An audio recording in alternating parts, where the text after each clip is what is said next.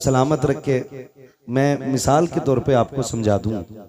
ज़रूरी नहीं है कि 2-4 कलाम पढ़ने वाला ही सना खान हो, 1 घंटा माइक पे बोलने वाला ही हुजूर का मद्दा हो। नहीं नहीं, हकीकत यह है कि 1000 बार बशोयम दहन से मुश्को गुलाब हुनूज नामे तू गुफ्तन कमाले बेशक।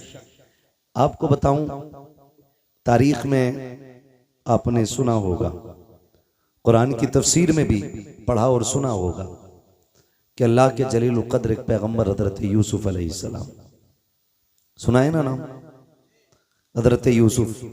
और हमारे बुड्ढे बुड्ढों को यूसुफ जुलेखा की कहानी बड़ी याद रहती। वो है ना, हजारों मर चुके और सैकड़ों तैयार बैठे। यूसुफ जुलेखे की कहानी अक्सर लोग जानते हैं। हज़रत यूसुफ अलैहिस्सलाम, मैं समझाने के लिए ये बात कह रहा हूँ, जब हज़रत यूसुफ की बोली लगी मिस्र के बाजार में, तो हुस्न इतना अजीम था कि हर कोई खरीदार बनना चाहता था। सबकी तमन्ना थी ये मुझे मिल जाए, मुझे मिल जाए। ऐलान हुआ यूसुफ उसे मिलेंगे जो सारी कमाई लेके आएगा, जो कुल कमाई लेके आएगा उसे यूसुफ मिलेंगे। तो बड़े बड़े अमीरों की लाइन तो लगी थी, साथ में अजीज़े मिस्र भी है। और उसने अपनी तिजोरी के दरवाजे खोल दिए। एक पल्ले पे हुस्न यूसुफ है, दूसरे पल्ले पे अजीज़े मिस्र की दौलत है। लेकिन अजीज़े मिस्र की कुल कायनात भी हुस्न यूसुफ की खैरात ना बन सकी। इतना हसीन रब ने हज़रत यूसुफ को बनाया। बताना ये चाहता हूं, जब अरबपति करोड़पति लोग हुस्न यूसुफ के खरीदार बन के खड़े थे ना, तो कुछ तमाशाइयों के बीच से एक शोर उठा, हटो बच्चों मुझे भी जाने दो, हटो बच्चों मुझे भी जाने दो। जब मुड़ के बच्चों ने, नौजवानों ने पीछे देखा ना, तो एक बूढ़ी औरत थी और उसके हाथ में रुई का धागा था। किसी ने कहा तू किधर जा रही है? कहा यूसुफ को खरीदना है। उसने कहा तू खरीदेगी? हाँ। कहा क्या लेके आई है? का ऐलान नहीं सुना, जो कुल खजाना लेके आएगा अपना वो ही खरीदेगा। का पूरी 5 सेर रुई का धागा है, यही मेरी सारी कमाई थी, ये लेके आ गई हूं। तो किसी ने कहा वापस चली जा, औकात क्या के 5 सेर रुई की और इसके काते हुए धागे की। देख यूसुफ की खरीदारी में बड़े बड़े अमीर लग गए हैं, अजीज़े मिस्र का कुल खजाना चढ़ गया है, तू धागे लेके आई है, वो हीरे जवाहिरात तुल रखे हैं। उसने कहा था जाने तो दो। कहा क्यों? कहा खरीदारों में खड़ा तो हो जाने दो। कहा क्यों? ताकि कयामत में अल्लाह जब यूसुफ के खरीदारों को पुकारेगा तो कम से कम खरीदने वालों में मुझ गरीब का भी नाम आ जाएगा। वाह वाह वाह। तो हम तो ये चाहते हैं ताकि कयामत में जब मुस्तफा के हस्सान को आवाज दी जाए तो हस्सान आगे बढ़े, उनके पीछे इमाम अहमद रजा खान आगे बढ़े और उनके पीछे हम सारे गुनाहगार आगे बढ़ जाए। सुभान अल्लाह। तो इसलिए आपसे कहा जाता है आप भी हिस्सा कर लिया करें। इसी को कहते हैं उंगली कटा के शहीदों में नाम लिखाना। वो तो निहायत सस्ता सौदा बेच रहे हैं जन्नत का, हम मुफलिस क्या मोल चुकाएं अपना हाथ ही खाली। हम मुफलिस क्या मोल चुकाएं अपना हाथ ही खाली है। आज की ये महफिल सजाई और शुक्र रब का, किसी की टोपी से ऐसा नहीं लग रहा है कि यहां पे कोई फिरका बना के बैठा है या कोई अलग जमात लेके बैठा है। अल्लाह आपको सलामत रखे। ये खुशबू पूरे मुल्क में होनी चाहिए कि एक ही सफ में खड़े हो गए महमूद अयाज, ना कोई बंदा रहा ना कोई बंदा नवाज। आज की अजीम महफिल हुजूर की विलादत की, हुजूर की विलादत से मंसूब करके सजाई गई है। हुजूर आए, कायनात में बहार आई। सुभान अल्लाह।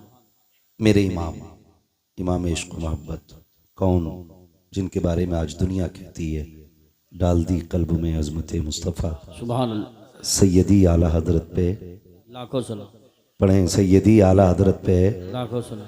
लाखों सलाम। सारे ही आला हजरत वाले हैं अल्हम्दुलिल्लाह, है ना। अगर हो किसी को एतराज तो खड़ा हो जाए भाई, आज उसी से ही बात कर ली जाए, है ना। सारे ही आला हजरत वाले। डाल दी कल्ब में अजमत मुस्तफ़ा सैयदी आला हजरत पे लाखों सलाम। मैंने तो सुना था जवानों की जवानी बड़ी ताकतवर होती है, लेकिन आपको लग के मुझे लोगों के बुढ़ापे अच्छे लग रहे हैं ना। इस पूरी बेल्ट में जवान बैठे हैं और आवाज सबसे हल्की है आपकी। मैं आपको बता दूं ये हुजूर की महफिल है।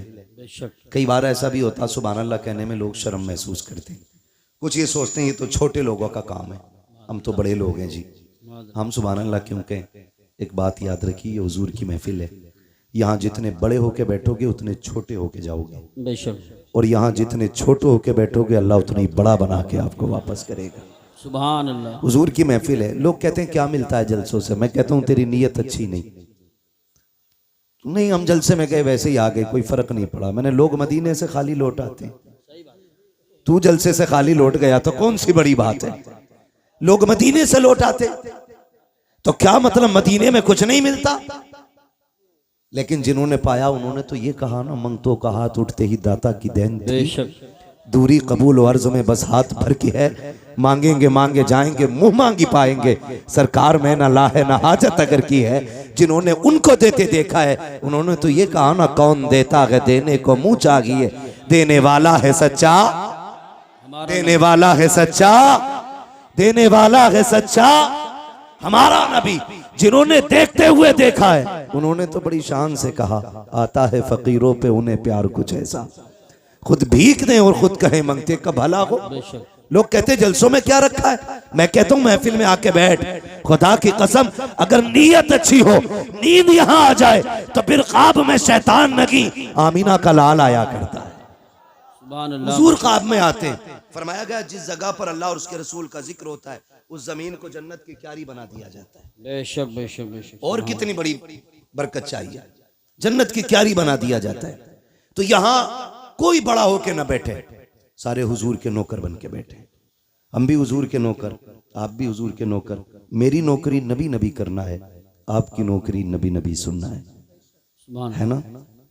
बस और मुझे जो कुर्सी मिली है वो इसलिए ताकि आसानी से मैं आपसे मुखातब हो सकूं। जी जी जी बेशक। बाकी कोई मेरे 8 हाथ पैर नहीं है, 4 आंखें नहीं है। मैं भी आप ही की तरह समाज में रहता हूँ। बहुत गौर से मेरी बात सुनने की कोशिश करें। ये महफिल सजाई, अल्लाह इस महफिल के सदक़े में हर घर में बरकत अता फरमाए। आमीन।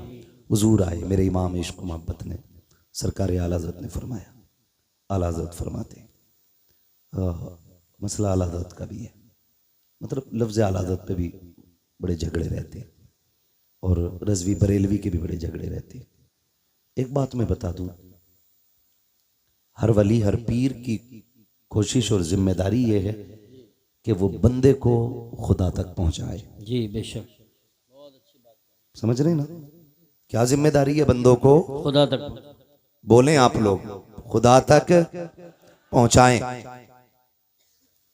हर वली की यह जिम्मेदारी है। अब रह गई छोटे बड़े के झगड़े की बात, तो आला हजरत बड़े हैं या शराफत मियां बड़े हैं, शाजी मियां बड़े हैं, वारिस पाक बड़े हैं, साबिर पाक बड़े हैं, ये फैसला वो करे जो इनसे बड़ा हो। जी जी सही बात है, बिल्कुल सही फरमाया। बहुत गौर से मेरी बात सुनिए, ये फैसला वो करे जो इनसे बड़ा हो, और अगर इनकी बराबरी की भी औकात नहीं है ना तो फिर यही कह तेरे टुकड़ों पे पले गैर की ठोकर पे न डाल। वाह वाह वाह वाह। झड़कियां खाएं कहां छोड़ के सदका तेरा, सदका तेरा। और याद रखिएगा कुछ लोग सिर्फ अकीदत की बुनियाद पे माने गए,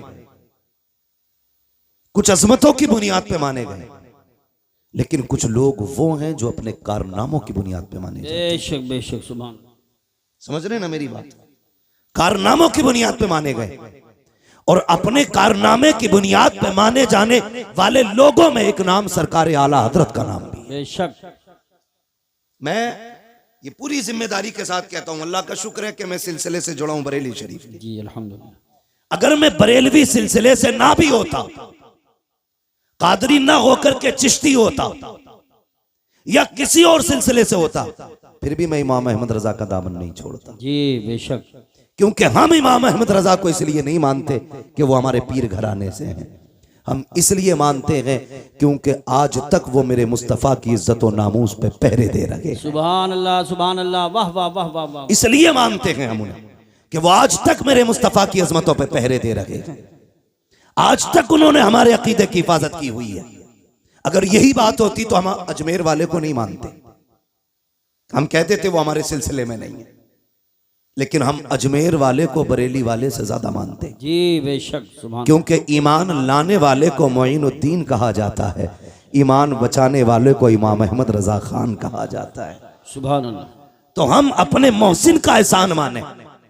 अब अंगूठा छाप दौर नहीं रहा, अब सारे पढ़ने लिखने वाले लोग हैं। अब किसी के कहने पे किसी को नहीं माना जाएगा, अब देख करके काम माना जाएगा। इमाम अहमद रजा को सिर्फ नारे की बुनियाद पे नहीं, हकीकत यह है कि उनके कारनामे को पढ़ने की जरूरत है, उनकी तहकीकात को समझने की जरूरत है। इमाम अहमद रजा की पूरी जिंदगी पढ़ लीजिए, न अपने बाप का तहफ़्फ़ुज़ किया है, न खानदान का तहफ़्फ़ुज़ किया है, न नस्ल का तहफ़्फ़ुज़ किया है। खुदा की कसम, आज खान साहब अगर मोहतरम मेरी नजर में है इसलिए है कि उस खानदान में बरेली का अहमद रजा खान पैदा हुआ है, लेकिन उसके बावजूद मैं कहता हूँ इमाम अहमद रजा को इसलिए नहीं माना गया कि पठान घराने से ताल्लुक रखते हैं, इसलिए नहीं माना गया कि काबुल का खानदानी पठान है मेरा रजा, इसलिए माना गया कि जब अज़मत और नामूस पे उंगलियां उठाई गई, जब इल्मे गैब पर उंगली उठाई गई तो सारे खामोश थे। सबसे पहले उठने वाली आवाज को इमाम अहमद रजा की आवाज कहा जाता है, बरेली की आवाज कहा जाता है। मेरे इमाम ने जब इज्जत और नामूस पे बात मुस्तफा की आई थी और जब लोगों ने यह कहा था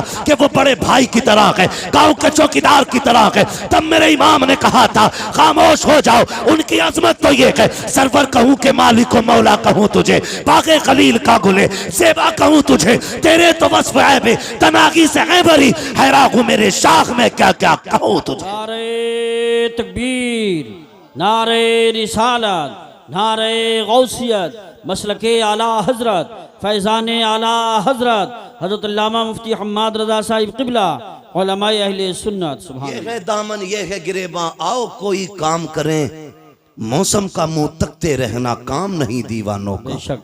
अब हमें घर के झगड़ों से निकल करके बाहर के झगड़े देखने, घर के झगड़ों से निकल के बाहर के झगड़े देखने हैं। अब शजरों पे फख्र नहीं करना है, बेशक। अब मुरीदों की रजिस्टर्ड नाम बताकर के इलाकों पे कब्जों पे बात नहीं होगी। क्या कहने हैं, वाह वाह वाह वाह वाह। अब ये नहीं कहा जाएगा मेरा पीर अफजल या तेरा अफजल, अब ये कहा जाएगा सबसे आला वो औला हमारा नबी, सबसे बाला वो बाला हमारा नबी, सारे अच्छों में अच्छा समझिए जिसे, है उस अच्छे से अच्छा हमारा नबी, सब चमक वाले उजलों में चमका किए, अंधे शीशों में चमका हमारा नबी। सुभान अल्लाह, सुभान अल्लाह, बहुत खूब, बहुत खूब। और मैं तो खानकाही लोगों से भी गुजारिश करूंगा, अब वक्त बैठने का नहीं है, निकलो अब हुजूर की अजमत के लिए, निकलो उनकी नामूस के लिए। किसी की इज्जत मेरे हुजूर की इज्जत से बड़ी नहीं, किसी का खानवादा मेरे नबी के घराने से आला नहीं, कोई भी इज्जत और रफात में मेरे आका से आला नहीं। याद रखिएगा, अब इज्जत उसी की जाएगी जो हुजूर की नामूस की बात करेगा, जो हुजूर की इज्जत की बात करेगा। अब हमें खानकाही झगड़ों में नहीं पड़ना है, अब हमें पीरों की अफजलियत नहीं, अब हमें अपने नबी की बात करनी है, हम अपने नबी की बात करनी है। क्या तमाशा कम नहीं बना, क्या क्या न किया गया। हमारे खानदानी झगड़ों ने भाई को भाई के खिलाफ खड़ा कर दिया, अपनों को अपनों का कातिल बना दिया। मेरे भाई किस ख्वाबे गफलत में हो, कचहरी जाके देख लो, जाकर के खुदा की कसम मुकदमे सबसे ज्यादा हम पर हैं, जेलों में जाके देखो हमारी तादाद सबसे ज्यादा है। इमरजेंसी वार्ड में चले जाओ, सर फटे टूटे फूटे सबसे ज्यादा मुसलमान आ रहे हैं। मुझे बताओ तो सही, टांगे तोड़ने वाला कौन है, सर फोड़ने वाला कौन है? अब्दुल्लाह का सर अब्दुल रहमान ने फोड़ा है, अब्दुल रहीम का सर अब्दुल गफूर ने फोड़ा है। आपस के झगड़े हमारे हैं। मेरे भाई मैं कुछ कहना चाहता हूँ, अब वक्त बहुत सर से ऊपर जा चुका है। जो कहा गया था जमाना अपनी चाल चल चुका है। अब गुलाम मुस्तफा को बेदार होने की जरूरत है। किस चीज का झगड़ा है? इसने मेरे पीर को नहीं माना, इसने मेरे हजरत के हाथ नहीं चूमे। बंद करो सबके हाथों को चूमना, अब सिर्फ उसके हाथ चूमे जाएंगे जिन हाथों में मुस्तफा के लिए हथकड़ी होगी। अब उसके कदमों को सर का ताज बनाया जाएगा जिसके कदमों में नबी के लिए बेड़ियां होंगी, और ऐलान किया जाएगा तुम्हें जाना तुम्हें माना, न रखा गैर से काम, लिल्लाहिल हम्द में दुनिया से मुसलमान गए। नारे तकबीर, नारे रिसालत, देखो हमारे नबी की शान, बच्चा बच्चा है, देखो हमारे नबी की शान। ए गुस्ताख, ए कुत्ते, देखो हमारे नबी की शान। बच्चा बच्चा है कुर्बान। वो भाई निकलो इन झगड़ों से, कब तक झगड़े करोगे ये? मेरा अफजल मेरा अफजल। वो भाई कितनी देर? ठीक है, मैं किसी के पीर के खिलाफ नहीं बोलता, मैं जानता हूं 2 रोटी खाते हो, घास तो खाते नहीं हो, जो जाकर के किसी ऊंट को पीर बना लोगे, किसी बकरे को पीर बना लोगे। 2 रोटी खाते हो, सोच समझ के फैसला किया होगा, और अगर डूब भी गए हो कहीं जाकर के तो आप जिम्मेदार होगे। उलमा का काम बताना है, हाथ पकड़ के मनाना नहीं। मर्जी है, लेकिन कहीं भी रहो हुजूर की इज्जत के पहरेदार रहो, हुजूर की इज्जत के पहरेदार रहो। कहां कहां तुम्हें टारगेट नहीं किया जा रहा है, तुमसे जरा सी गलती हो जाती है, इतने बड़े केस की इतनी बड़ी फाइल तैयार की जाती है, नाम पूछ करके फंसाया जाता है। अगर चेकिंग में नाम अब्दुल्ला आ गया, क्या हमने चौकों में नहीं देखा? चलो रामपुर दुराया खड़े होके मैं खुल के बात करता हूँ, हाथ कंगन को आरसी क्या, पढ़े लिखे को फारसी क्या, खुदा की कसम चौक में जाके देखो, सारा पानी खुमार उतर जाएगा। क्या दौलत तुम्हारे पास है? 20 बीघे जमीन है तो अपने भाई को जमीन पे गाड़ने पे लगे हो, 50 बीघे के मालिक बन गए हो तो अपनों के दुश्मन हो गए हो। औकात क्या के 100 बिगली की मिनट नहीं लगते, चुटकियों में बिक जाया करती है। कोई औकात जमीन और जायदाद की नहीं है। बड़े बड़े अमीरों को पैदल होते देखा है हमने, नंगे पैर वालों को गाड़ियों में चलते देखा है। दौलत का कोई खुमार नहीं, गुर्बत कोई लानत नहीं है। बदलो अपने रवैयों को, खुदा की कसम फख्र अगर करना है तो फिर इश्क़ रसूल पे फख्र करो, गुलामी मुस्तफा पे फख्र करो। दौलत की औकात क्या है? कितने पैसे वाले मदीने न जा सके,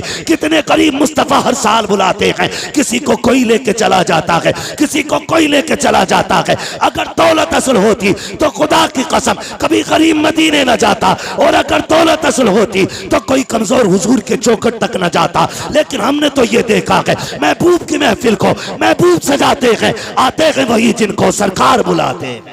सुभान अल्लाह माशाअल्लाह। निकलो इन झगड़ों से।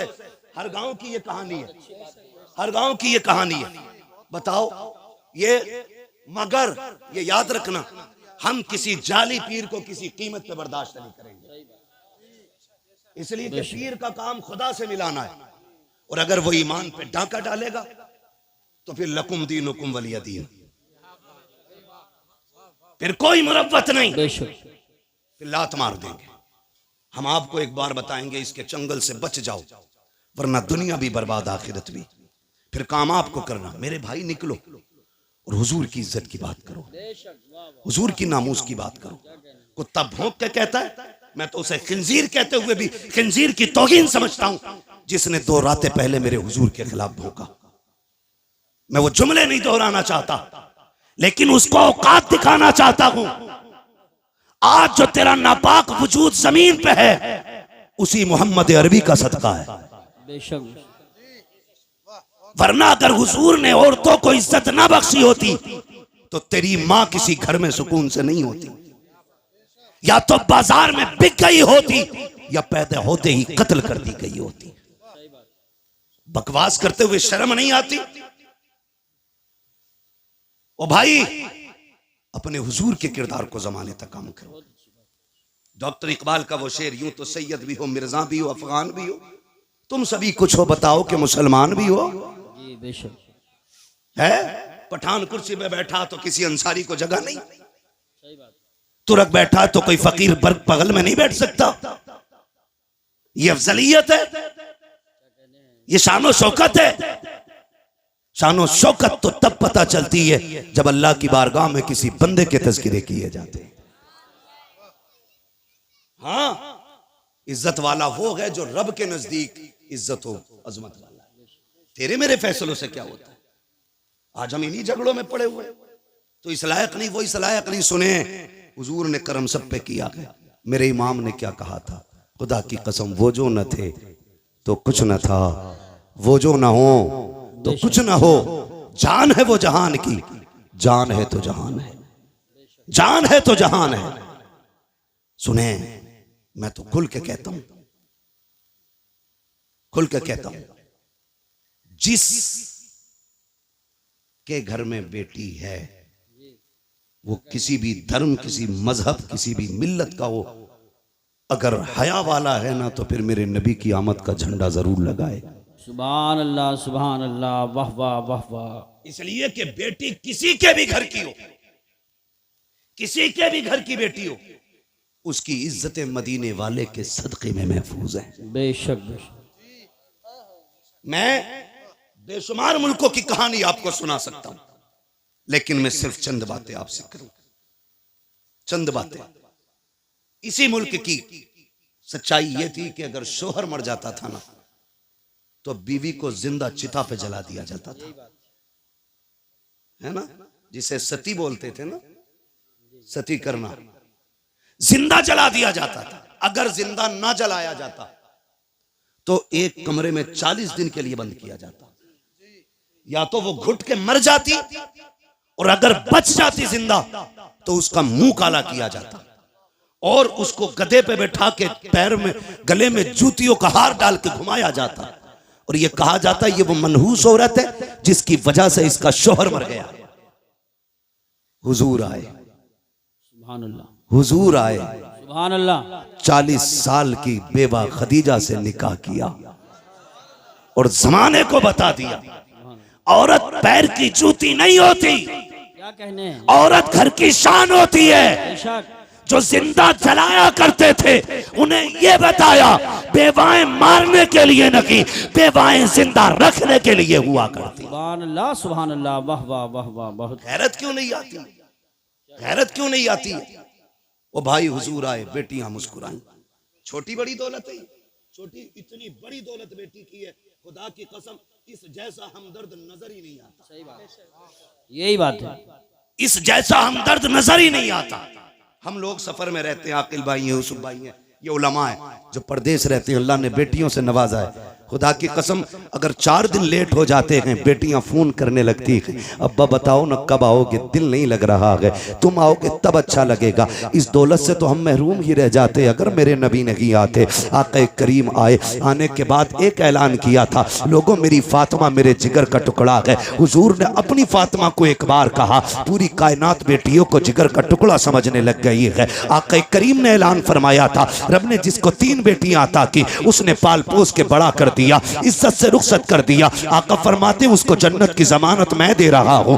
2 बेटियों वाला खड़ा हुआ, उसने कहा था महबूब जिस पे 3 हो वो तो जन्नती है, क्या 2 वाला महरूम रह जाएगा। फिर मेरा नबी मेरे करीम से कर कतरा किसी ने मांगा, दरिया बहा दिए गए, तुरे में बहा दिए गए। आला हजरत ने कसम खुदा की कलम तोड़ दिया। मेरे नबी से पूछा आका 3 वाला जन्नती है, 2 वाला महरूम रहेगा। तब मेरे नबी ने कहा था नहीं, जिसकी 3 बेटियां वो भी जन्नती है, जिसको रब ने 2 बेटियां दी, पाल पोस के बड़ा कर दिया, इज्जत से रुखसत कर गया, वो भी जन्नती है। फिर एक वाला खड़ा हुआ, उसने कहा या रसूल अल्लाह 3 वाला भी जन्नती, 2 वाला भी जन्नती, मुझे तो 1 बेटी मिली है। आका क्या मैं, मेरे नबी फरमाते हैं तू भी जन्नती है। फिर जब 3 वाला, 2 वाला, 1 वाला, तीनों जन्नती हो गए, फिर वो खड़ा हुआ जिसकी गोद में बेटी ना थी। तब उसने कहा या रसूल अल्लाह मुझ पे तो बेटी कोई नहीं। मेरे नबी ने फरमाया अच्छा 3 वाला भी जन्नती है, 2 वाला भी जन्नती है, जिसके पास 1 बेटी है वो भी जन्नती। आगे आका कहते हैं जिस पे बेटी ना हो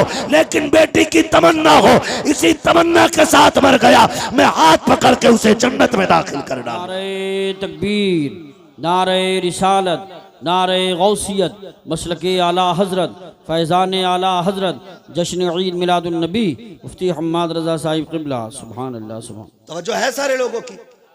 इतनी बड़ी दौलत, आका करीम जन्नत बांट रहे हैं, जन्नत हुजूर के सदके में मिल रही है। मैं खुल के कहता हूं जिसके घर में 1 भी बेटी है ना, वो मेरे नबी के नाम का झंडा लगाए, बेशक मेरे नबी के नाम का झंडा लगाए। भाई मेरी तरफ पंखा ना कीजिएगा भाई, नुकसान देगा बाबू, पंखा उधर ही रहने दो। तवज्जो है ना, एसी वाला मसला मुकर्रिर का होता है, शायर का, ये जितना गर्म होता उतना ही बंदों को ठंडा करता चलता है ना। एसी ठंडी हो जाए तो फिर हवा ठंडी नहीं होती है। तवज्जो है सारे लोगों की। चलूं आगे। जी इरशाद। बेटियां हुजूर के सदके में मिली, हुजूर के सदके में ये रिश्ते। आपसे एक बात कहूं खुदा के वास्ते, खास करके हमारा ये इलाका जितना भी आता है, रामपुर, मुरादाबाद, संभल, अमरोहा तक, उधर बरेली तक, हमने ना तबाही मचा रखी है। दिल के फपोले जल उठे सीने के दाग से, इस घर को आग लग गई घर के चिराग से। बाहर के झगड़े उतने नहीं थे जितने घर के हो गए। और याद रखिएगा, बंदा पूरी दुनिया से लड़ सकता है लेकिन अपनों में आके टूट जाता है, अपनों से नहीं लड़ सकता। आप कहेंगे ये बात मैंने कैसे कर दी? बुरा ना माने, जिसके घर हम बेटी लेने जाते हैं ना, वो भी हमारा अपना है या अपना होने वाला है, और जो बेटी लेने आया है ना, वो भी हमारा अपना है या अपना होने वाला है। निकाह से पहले क्या कसाईयों वाली हरकत हमारी नहीं होती है? कसाई मीन्स बिरादरी मत लेना, मैं मजबूती दिल की मुराद ले रहा हूं इसमें। चलो इसकी जगह दूसरा जुमला बोलने, जल्लाद होते हैं हम लोग, जल्लाद होते हैं। 10 लाख देगा तो बारात आएगी, वरना जा अपनी बेटी की बारात कहीं से मका ले। मुझे बता, हुजूर आए तो बेटियां पैदा होने के बाद कम से कम पैदा होते ही मार दी जाती थी, उनके पालने का तो एहसास नहीं था। जी जी। आज 20 साल की बेटी को जब आग लगाई जाती है ना, तो सिर्फ एक बेटी नहीं मरती, कई खानदान मर जाते हैं। सिर्फ एक गाड़ी के लिए अगर बहू के गले में फांसी का फंदा डाला जाता है ना, तो सिर्फ एक औरत का गला नहीं घुटता, कई खानदानों का गला घुट जाता है। क्यों? हुजूर बेटी बचाने आए हैं ना, और उम्मत की जिम्मेदारी थी बेटी की हिफाजत करती, और बेटी ही उम्मत ही बेटी की कातिल बन बैठी। आप कहें हमने तो किसी को नहीं मारा, चलो आपने अपना हाथ नहीं लगाया। अगर कोई गरीब गुर्बत की वजह से उसकी बेटी को कोई अपना नहीं रहा था और वो ट्रेन के आगे कूद के खुदकुशी कर लेता, तो बताओ इसके कत्ल में किसका हाथ है? कहीं ना कहीं हम जिम्मेदार नहीं है। नौजवानों जरा दिल पे हाथ रख के मेरी बात सुनो, मैं जन्नत बांटने नहीं आया, अलबत्ता हुजूर की बात आप तक पहुंचाने आया हूं। मेरा काम ही सिर्फ इतना है कि आका का पैगाम आप तक पहुंचाऊं, और ये जो सारी बात हम करते हैं हुजूर की बातों को आसान करके आप लोगों तक पहुंचाते हैं ताकि आप आसानी से समझ जाएं। तवज्जो है सारे लोगों की? जी जी। क्या ये हकीकत नहीं है? लोग आते नहीं है मस्जिदों में, इमामों से पूछो, आके रात की तन्हाई में कहता तावीज दे दो। लोग आते रिश्ता करने के लिए, लौट जाते हैं, पता नहीं क्या हो जाता। बेटी नेक भी है, खूबसूरत भी है, लेकिन इतना है, मैं उसकी मांगी हुई गाड़ी नहीं दे सकता, अलबत्ता मेहमानों को इज्जत की 2 रोटी तो मैं भी खिला देता हूँ। खुदा की कसम कमी कहीं नहीं रखी जाती है। हमारे खानदानों के इख्तलाफात, हसद की आग इतनी लगी रहती है। जहाँ किसी की बेटी की रिश्ते की बात आई, करवट वाला पता लगाता कहाँ के लोग आए थे, कहा फला जगह के, क्या हुआ कि 5000 रुपए दे गए अपना के। तो इतनी फिक्र उसको नहीं होती है जिसके घर रिश्ता हो रहा है, जितनी पड़ोसी को होने लगती है। कहता नंबर पता करो, नंबर निकालो, ढूंढ के नंबर निकाल के कहता यार तुम ही आए थे कल लड़की देखने? कहा हाँ आए तो थे। कहा तुम्हें कुछ और पता चला? कहा क्या? कहा बस रहने दो, अगर नहीं पता तो हम क्या बताएं।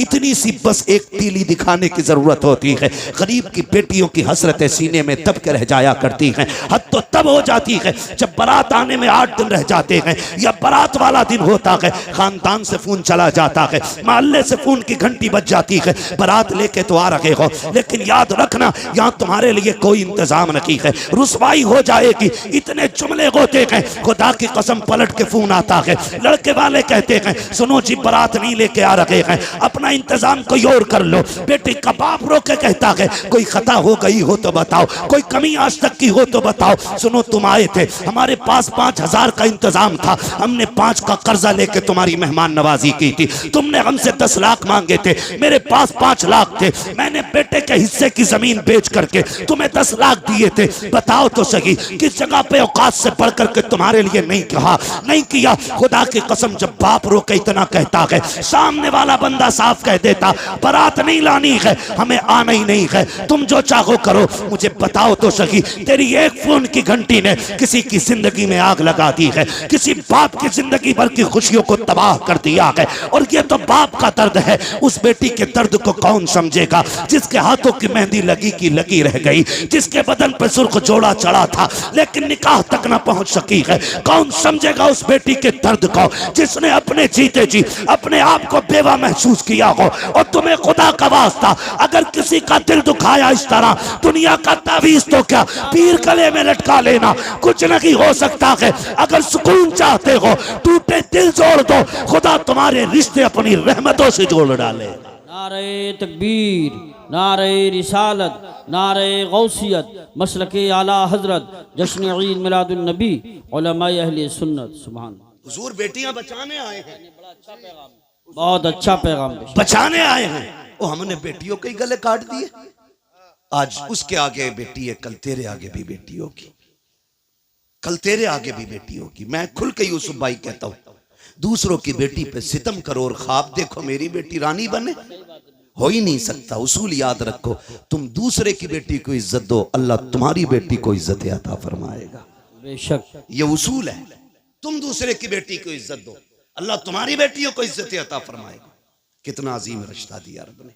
हुजूर आए, खुदा की कसम बेटियों वाली दौलत मिल गई। और मेरे आका तो कभी अपनी शहजादी को देख के खातून जन्नत को फरमाते थे, फातिमा उम्मी बाद उम्मी, फातिमा मेरी माँ के बाद मेरी माँ है। यानी आका फरमाते थे मेरी माँ के बाद अगर किसी ने सबसे ज्यादा मुझसे प्यार किया है तो मेरी फातिमा ने प्यार किया है। सुभान अल्लाह, माशा ये हुजूर फरमाते थे मेरी फातिमा मेरी माँ के बाद मेरी माँ, यानी कि जो ख्याल मेरी माँ ने मेरा रखा था उसके बाद मेरी फातिमा ने मेरा ख्याल रखा। खुदा की कसम, माँ के बाद अगर किसी लहजे में माँ का प्यार दिखता है ना तो वो बेटी का लहजा होता है। माँ के बाद अगर किसी को फिक्र होती है ना तो वो बेटी को होती है। गलत नहीं कह रहा हूं, लिख लो मेरे भाई। आज बीवियों के लिए, मैं बुराई नहीं कर रहा हूं बीवियों की, इस्लाम ने औरत को भी हक दिया, माँ को भी हक दिया, बहन को उसका हक दिया। इस्लाम से बेहतर तो कोई भी धर्म का दावा करने वाला वो इंसान को हक इंसानियत का दे ही नहीं सकता, दे ही नहीं सकता। आज बकवास कर रहे हैं इस्लाम ने औरत को हक नहीं दिया। मैंने कहा बेगैरत, तुझे तो एक हक मिला है मगर इस्लाम ने बेटी को दो दो जगह हक दिला है। बाप के घर भी बेटी का हक है बेशक, और शोहर के घर भी बेटी का हक है। बेशक इतनी इज्जत है किसने दी? इस्लाम ने, इस्लाम ने इतनी इज्जत बख्शी है। भाई सुने गौर से, बेटी के रिश्ते बड़े अजीम होते हैं। आपसे इतनी गुजारिश है, छोटी सी बात, भले उम्र एक कम कर लेना लेकिन बेटी को उसका हक दे के मरना। बेशक बेटी को उसका हक दे के मरना। हम बड़े सितमगर लोग हैं, हम बड़े जालिम हैं। बेटी पैदा होना, मुंह उतर जाए, मुंह उतर जाए, क्या हुआ, ये तो पराए घर चली जाएगी। अब्बा कह रहा है बात बात में, कब टूट गया ना, सही से काम करे कर, पराए घर जाना है। बर्तन अगर मैला रह गया, माँ कहती है सही से बर्तन धोया कर, पराए घर जाना है। कितनी बार उसे अजनबी होने का एहसास दिलाते हो यार, कितनी बार रुलाते हो उसे जिंदगी में। क्या वो ये नसीब लेके नहीं आ सकी कि उसे कोई अपना भी कह सके? बाप के घर उसे पराए घर वाला कहा जाता है।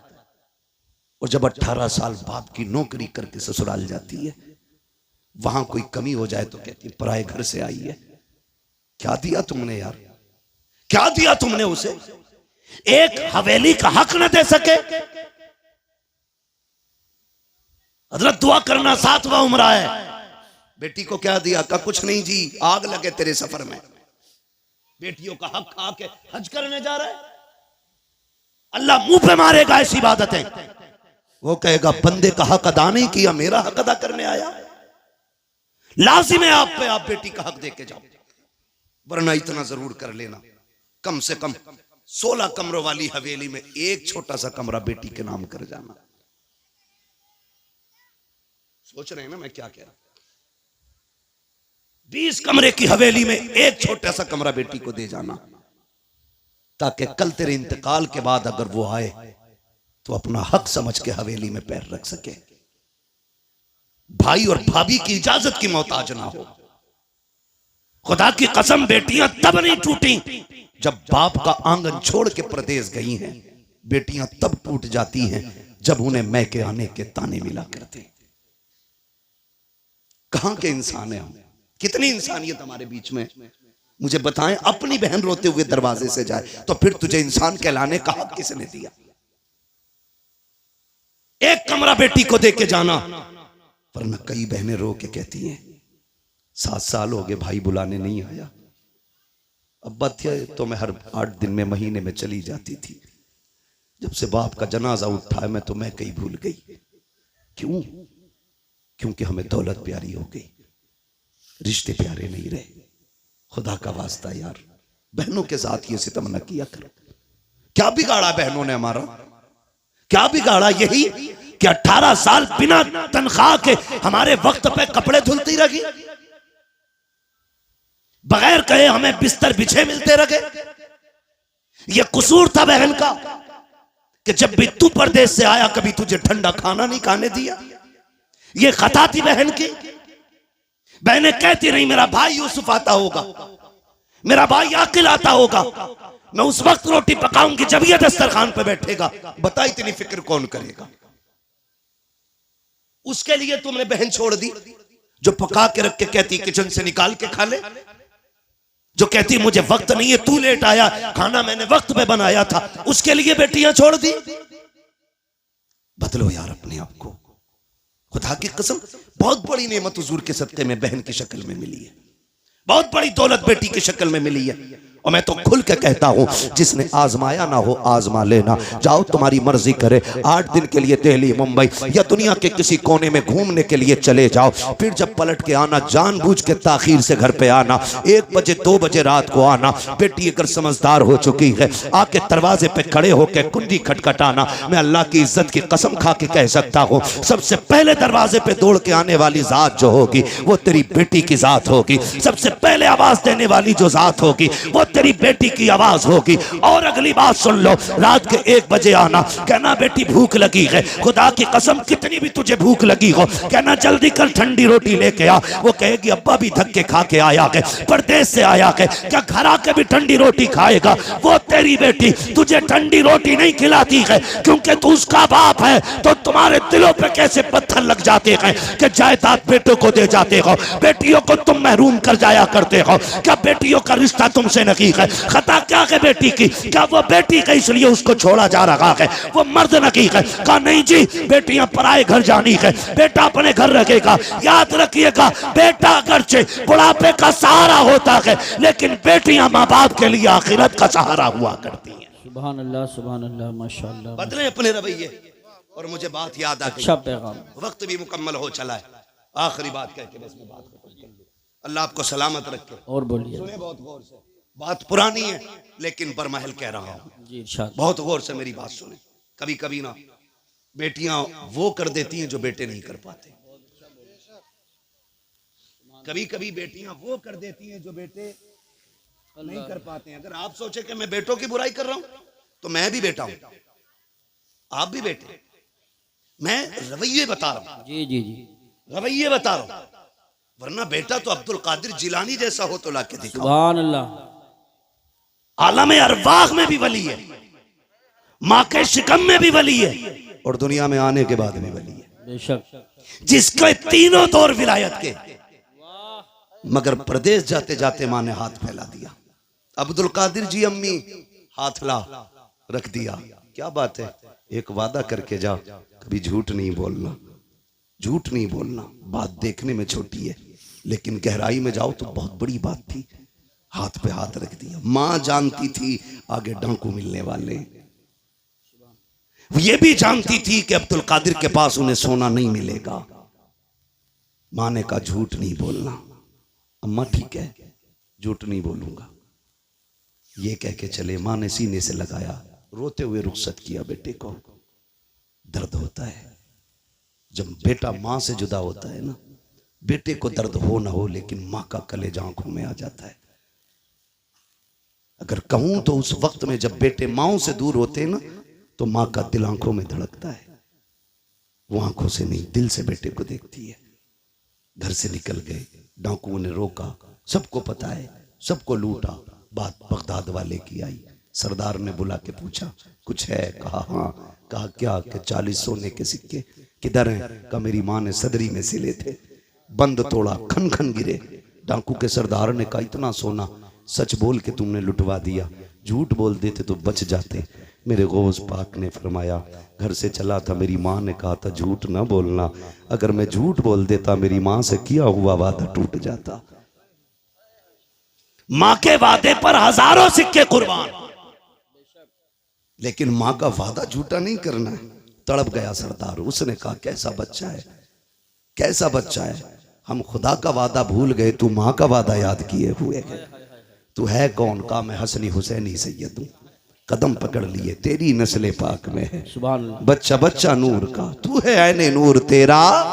सब घराना नूर। नींद लगने लगी है? नहीं लग रही ना? तेरा सब घराना नूर का। उसने कहा हाथ बड़ा, फिर तौबा करा। कहा क्यों? कहा अगर तू इतना सच्चा है, तेरा खानदान कितना सच्चा होगा।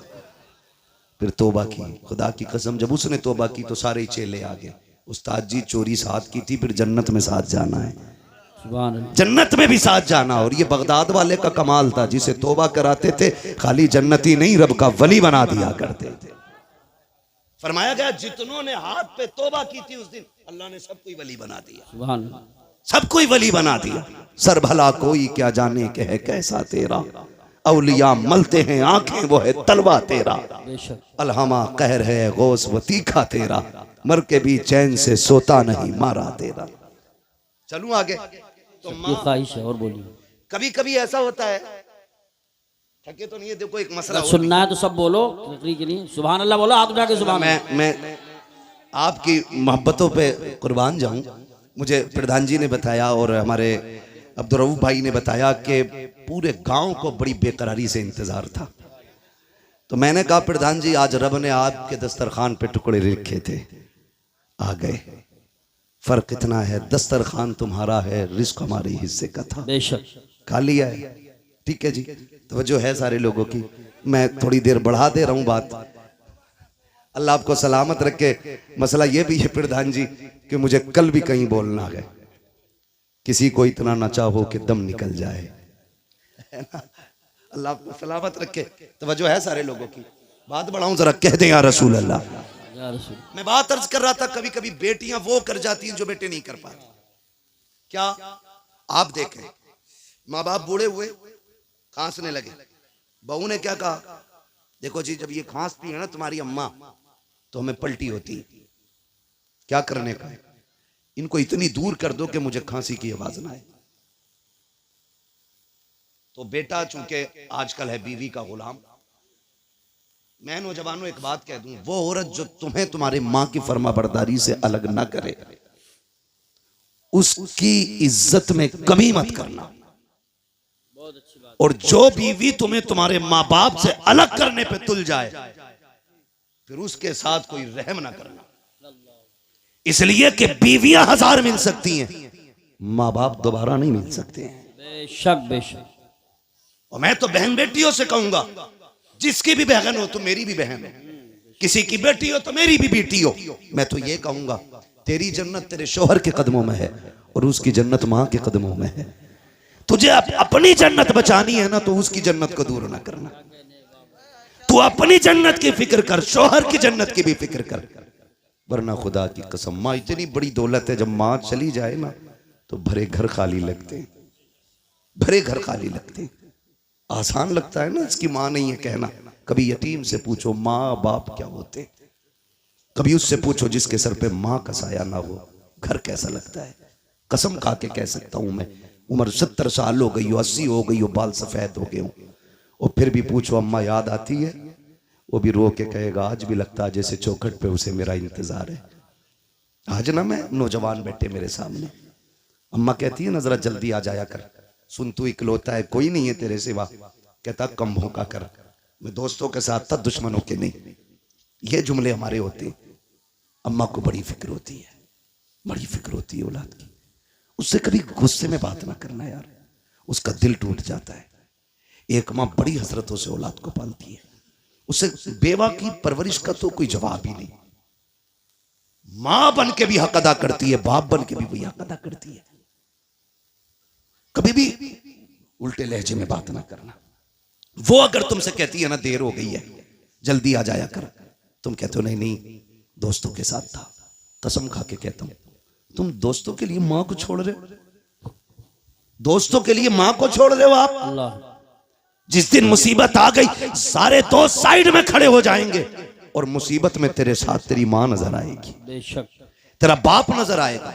वो मुझे उस बंदे की बात आज तक नहीं भूला मैं, पैसे वाला बंदा, अल्लाह ने दौलत से नवाजा है। दौलत जब होती है ना तो मैं, अगर रब ने कसरत से पैसा दिया है ना तो वो भी सुन ले जरा मेरी बात कान खोल के। फरमाया गया हर काम एतदाल के साथ करें, मियाना रवि रखें, पैसा कसरत से है तो फिर जिंदगी होटलों में ना गुजारे, और पैसा नहीं है तो फिर लान तान किसी को ना करें। ठीक है जी, आप मियाना रविश रखें, पैसा कितने भी आ जाए दरमियानी तौर पे जिंदगी गुजारें, ताकि कल अगर बुरे दिन भी आ जाए तो कोई हमें जलील ना करे, रुसवा ना होना पड़े। बहुत ऊपर लेवल चढ़ के नहीं। आज 4 लोग जूता उठाने वाले, 5 पानी पिलाने वाले बन गए फटीचर, तो फिर लोटा भी पकड़ना नहीं आ रहा है। बहुत अच्छा पैगाम। मियाना रविश रखा करें। पैसे वाला था, दौलत दी अल्लाह ने, सैकड़ों दोस्त, अमीरों के बहुत दोस्त होते हैं, और गरीब को तो कोई वक्त पे कर्ज भी नहीं देता यार, उधार भी कोई नहीं देता। लोग उधार भी उन्हें देते हैं जो गुंजाइश वाले लोग होते हैं, कमजोर को तो हम उधार तक नहीं देते। देगा कहां से ये, देगा कहां से ये? अल्लाह ने तुझे अगर 10,000 देने की हैसियत नहीं दी, 1000 दे के काम चला दे उसका, और जब तक तू इसे ढील देता रहेगा अल्लाह तुझे हर दिन 1000 रुपए सदका करने का सवाब अता करता रहेगा। सुभान आम के आम इस्लाम में गुटलियों के भी दाम वाह वाह वाह वाह वाह। है, तो होता नहीं है ऐसा। यकीन करें, अमीर मर जाए या बीमार हो जाए, यूसुफ भाई अस्पताल, गरीब चला जाए, गरीब, तो लोग खैरियत भी इसलिए नहीं पूछने जाते कहीं कर्जा ना मांग ले, कहीं पैसा ना ले ले, और पैसे वाले की टांग टूट जाए तो सारी पड़े होंगे, फुर्सत नहीं मिलेगी, बेंच पे जगह नहीं मिलेगी बैठने की। 4 आ रहे हैं, 4 जा रहे हैं, पता है जिस दिन जुड़ जाएगी घर के ही काम आएगा। मतलबी लोग हैं हम, मतलबी लोग। बीमारी तो छोड़ो, गरीब का तो जनाजा भी नहीं उठाना चाहते हम लोग। अल्लाह अकबर। अमीरों के जनाजे में बढ़ बढ़ के कांदा देते हैं। ये इस्लाम नहीं है, ये इस्लाम नहीं है। मेरा नबी है, अरब की जमीन है, तपती हुई गर्मी है। औरत आई, उसने इशारा किया, हुजूर तपती हुई दोपहरी में उठे, जाके बातें करने लगे। बहुत देर तक बात करती रही। जब वो अपनी मर्जी से बात करके गई, सहाबा कहने लगे, महबूब आपको 63 साल जिंदगी में पूरी कायनात संवारनी है, आप इतना कीमती वक्त उस पागल के लिए खर्च कर दिया, इसे कोई मुंह नहीं लगाता। मेरे नबी के नबूवत वाले होठ खुले और आका करीम ने फरमाया, सहाबा जिसे कोई मुंह नहीं लगाता क्या उसे मैं भी मुंह ना लगाया करूं? सुभान अल्लाह, माशाअल्लाह। मेरे हुजूर ने फरमाया, जिसे कोई सीने से नहीं लगाता उसे सीने से लगाने के लिए मैं आया हूं।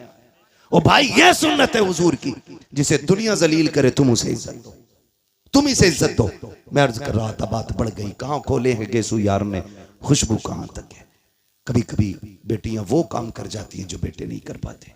माँ बीमार हुई, बाप बीमार हुआ, बेटे ने छोड़ दिया, लेकिन बेटियां नहीं छोड़ा करती, बेटियां नहीं छोड़ा करती। अगर गलत कह रहा हूं तो बताओ। तुम जिन्हें लावारिस समझ के ना जायदाद का एक बीसा जमीन नहीं देके जाते जो उसका अपना हक है, जी जी जी, बीघे भर की हवेली में एक बैठक उसे नहीं देके जाते, तुम्हें क्या लगता है? खुदा की कसम सुने, हमने जनाजे ऐसे भी देखे, जब बाप का जनाजा उठता है तो बेटियां जनाजों के साथ दौड़ी हैं कि हमें भी इनके साथ ले जाओ। अब जीने का मतलब खत्म हो गया है। जिसके घर में बेटी है, मैं नहीं जानता वो अपने आप को क्या समझता है, लेकिन इतना जानता हूं, जिस बेटी के सर पे बाप का साया होता है ना, वो बेटी अपने आप को शहजादी समझा करती है, शहजादी समझा करती है। बेटियां होती हैं, हम बेटियों को लावारिस कर देते हैं। सुने बेटी क्या होती है, बात याद आ गई तो मैं ये बात कर जाऊं। अल्लाह ने एक अमीर को 4 बड़ी बड़ी फैक्ट्रियां दी। कितनी?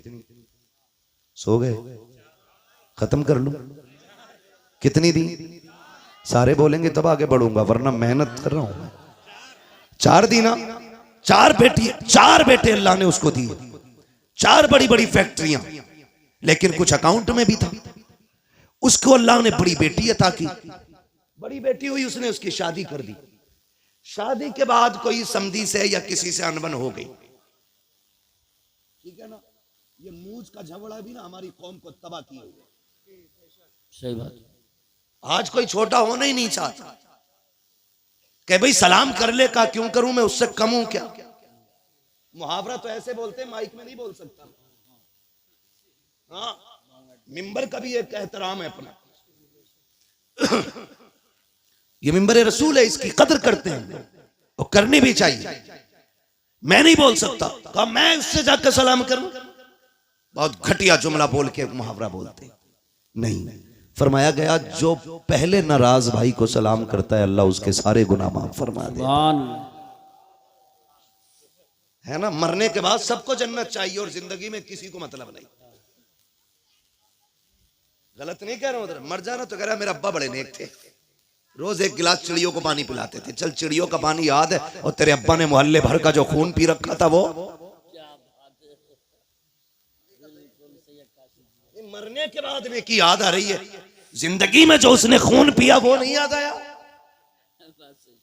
अब तो ये चाहते हैं कोई मौलवी 40 में आए और कह दे मैंने ख्वाब देखा तेरा बाप जन्नत में, और ये रहे कागजात। यही बात सही कह रहा हूं मैं अखिल भाई? ये सोचे बैठे मुश्किल घड़ी है। हजरत अली कब्रिस्तान से गुजर रहे हैं, सलाम किया, अस्सलाम वालेकुम या अहल क़ुबूर। आवाज़ आई वालेकुम अस्सलाम। आपने फरमाया कब्र वालों बताओ क्या हाल है।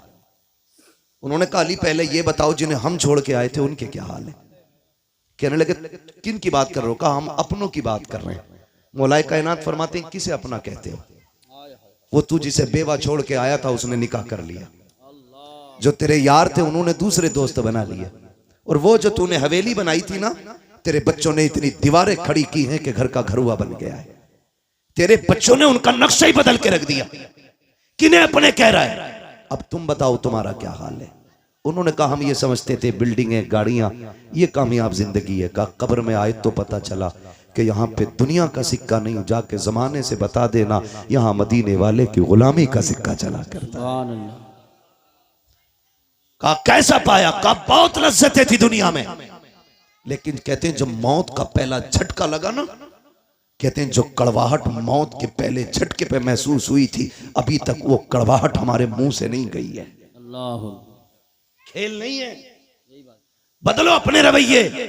वो कहा जब कब्र में आए जो इसने झटका दिया है, कब तक कांप रहे हैं।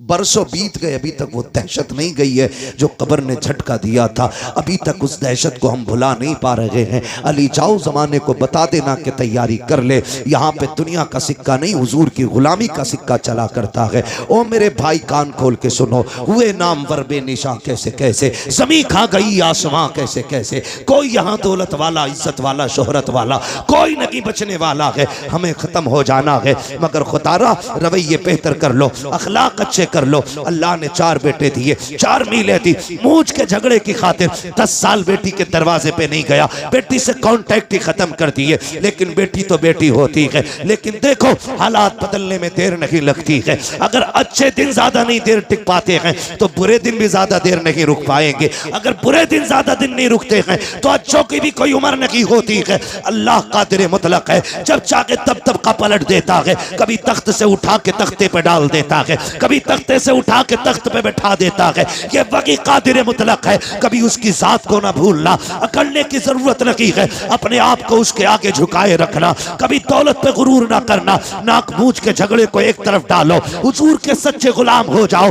नाक की खातिर उसने 10 साल बेटी को नहीं देखा। इत्तेफाक से तबीयत खराब हुई, दर्द हुआ, हॉस्पिटल लोग लेकर के चले गए। डॉक्टर ने चेकअप करके कहा तेरे गुर्दे फेल हो चुके हैं, अब जिंदगी कम रह गई है। उसने कहा बड़ा पैसा है, इलाज की कोई सूरत? उसने कहा बच जाएगा अगर तुझे गुर्दा मिल जाए। उसने कहा जितना चाहे पैसा ले ले, अल्लाह ने बड़ी दौलत दी है, गुर्दा चेंज कर दे। डॉक्टर ने कहा नहीं जी ये गुर्दे मिला खरीदा नहीं करते हैं। कहा फिर? कई तेरा अपना गुर्दा देगा, उसके बाद तेरी जिंदगी बच पाएगी। बड़ा घमंड था उसे 4 बेटों पर, बड़ा गुरूर था उसको बेटों पर। उसने कहा 4 बेटों के लिए जिंदगी कुर्बान कर दी, पूरा हो गया इन्हें पढ़ाते लिखाते, क्या ये मेरे लिए इतना नहीं कर सकते? उसने कहा बुलाओ बेटों को। 4 बेटों को जब बुलाया गया, सबसे पहले बाप ने बड़े बेटे से कहा बेटे मैं कुछ और दिन जीना चाहता हूँ, तुम्हारे बीच रहना चाहता हूँ। डॉक्टर ने कहा जीना है तो एक गुर्दा लाना पड़ेगा। बेटे एक गुर्दा दे दे, मैं भी तेरे साथ कुछ दिन जी लूं। बेटे ने इतना सुना, लहजे बदल गए बेटे के। उसने कहा तुम अपनी जिंदगी बर्बाद कर चुके हो, हमारी क्यों बर्बाद करना चाहते हो? हम गुर्दा दे करके अपनी जिंदगी बर्बाद नहीं करेंगे। जब बेटे ने इतना कहा, उसने दूसरे बेटे की तरफ देखा, उसका भी यही जवाब। तीसरे बेटे की तरफ देखा, उसका भी यही जवाब। सबने इनकार कर दिया। फिर आज आंखों में एहसास के आंसू आए हैं। ख्याल आता है मैंने इनके लिए जिंदगी बर्बाद की जिन्हें मेरी एक सांस अच्छी नहीं लग रही है, जिनको जिंदगी मेरी प्यारी नहीं लग रही है। ओ खुदा का वास्ता बाप की इज्जत किया करो, बाप की कदर किया करो। अगर बाप जान भी मांग ले हंसते हंसते दे दिया करो, इसलिए कि तेरी जान बाप की उस रात की कीमत नहीं चुका सकती है जब वो रात को आधी रात में मजदूरी करके पैदल आया आया था, कोई सवारी पे बैठाने वाला नहीं था। थक के आया, तूने मुस्कुरा के अब्बा कह दिया था, उसकी सारी थकन तेरे दो जुमलों से उतर गई थी। बेशक नारे तकबीर, नारे रिसालत, नारे गौसियत, मसलके आला हजरत। वो बाप है। और नौजवानों में तुमसे कह दूं, बाप एक दरख्त है, औलाद एक टहनी है। याद रखिएगा, टहनी कितनी भी मजबूत और हरी भरी क्यों ना हो, अगर जड़ से जुदा हो जाती है, तने से टूट जाती है, तो फिर वो हरी नहीं रहती है। बेशक बेशक, ये याद रखना, फिर वो हरी नहीं रहती है। जो औलाद माँ बाप के साये में परवरिश पाती है, उसके वजूद की नशो नुमई अलग होती है। और जो बाप से दूर रहते हैं, वो जिस्म कभी फल नहीं पाते। बेशक, इसलिए कि बाप का साया ही बेहिसाब बरकत वाला होता है, बेहिसाब बरकत वाला। टूट गया बाप, डॉक्टर से कहा चल यार, मुकद्दर में जिंदगी की चंद सांसें हैं, हॉस्पिटल ले चल, इलाज कर। उसने कहा क्या इलाज करना, गुर्दे फेल, फिर आदमी खत्म। कहा कोई तो दवा होगी। कहा कोशिश करता हूं, बचना नहीं है, कुछ सांसें अगर हिफाजत से आ जाएं। उसने कहा ठीक। भर्ती हुआ, बेटे लौट गए। बाप नाराज हो गया। जब यह हादसा हॉस्पिटल में हुआ ना, तो बात खानदान तक पहुंची, चलते चलते रिश्तेदारियों में पहुंची, फिर ये बात चलते चलते उस बेटी के दरवाजे तक पहुंच गई जिसके दरवाजे पे 10 साल से बाप नहीं गया था। उसके दरवाजे पे पहुंची जिसके दरवाजे पे 10 साल से बाप नहीं गया।